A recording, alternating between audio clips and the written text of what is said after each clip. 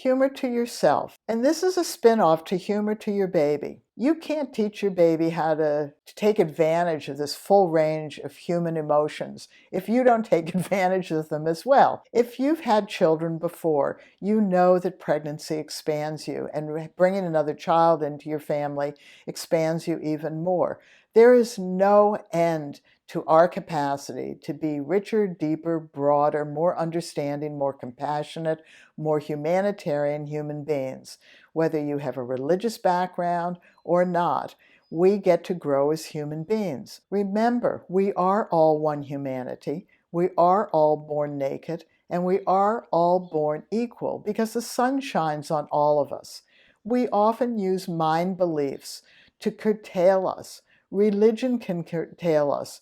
Being secular can as well. We use our political beliefs, our emotional beliefs, our psychological viewpoints, our worldviews, our identity politics to limit us in a lot of ways. And sometimes that limiting means that we're not as humorful towards ourselves as we could be. If you're brought up in a religion that sees women in a certain viewpoint, then you can be restricted in how forgiving you are to yourself.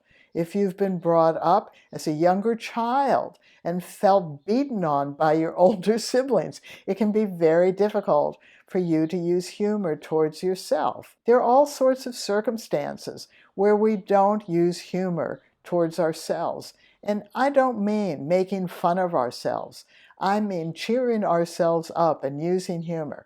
Remember, we talked about this in the previous 5 skills. You need to take care of yourself.